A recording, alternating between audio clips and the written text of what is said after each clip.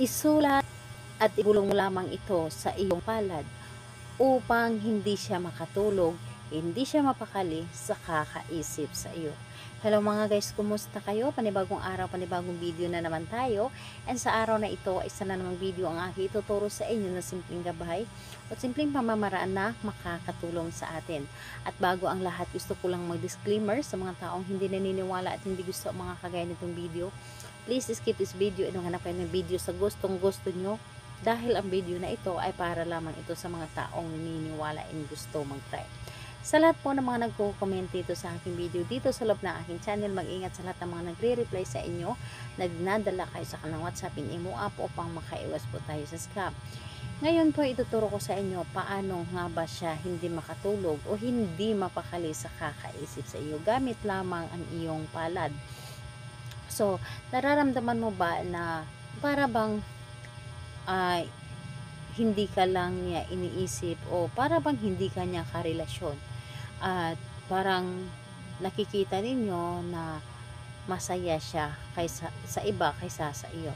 Gawin mo ito upang sa iyo lamang siya magiging masaya. Ito ay pwedeng gawin sa parehas ng kasarian, babae ito babae and lalaki ito lalaki. And syempre naman sa ating babae at lalaki na mag-partner. So, ayun po, dito po is kailangan lamang natin dito ng panulat. So, panulat lamang ang dapat nating ihanda dito. And syempre, ang iyong sarili lang. So, ayun, kapag handa na yung panulat na ating gagamitin, ang isunod mong ihanda ang inyong sarili. So, paulit-ulit ko po itong sasabihin na dapat po ay buo ang inyong loob, tiwala, paniniwala sa paggawa ng isang ritual dahil ito ang pinaka number 1 nating ihanda bago tayo gumawa ng isang bagay. So, or sa lahat na ating gagawin, dapat sarili po talaga natin ang dapat nating ihanda.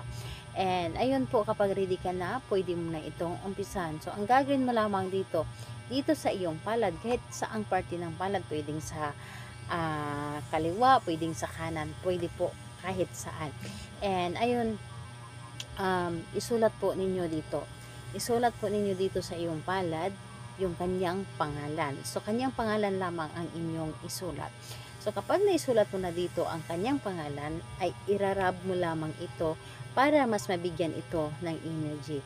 Yung tipong nararamdaman ninyo na uminit na ang inyong palad. And kung naramdaman ninyo na parang nabura yung inyong isinulat, okay lang po yun, wala pong problema, as long na naisulat nyo lamang po ito dito. So, ayun po, pagkatapos mo itong irarab and naramdaman ninyo na mainit na ang inyong palad at nabigyan nyo na ito ng energy, ibulong mo lamang dito. Ibulong mo lamang sa pamamagitan nito, ikaw, pangalan at apelyido ng inyong target, hindi ka mapakali, hindi ka makakatulog dahil ako at ako lamang ang papasok sa inyong isipan.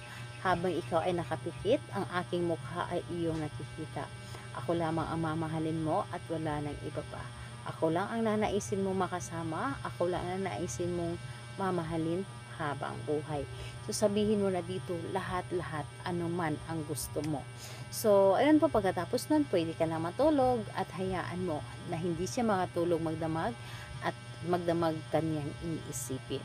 So, gawin ito sa kahit anong araw at oras, pwedeng-pwede po. So, ayun po, salamat po sa inyo. Bye-bye everyone. God bless us all.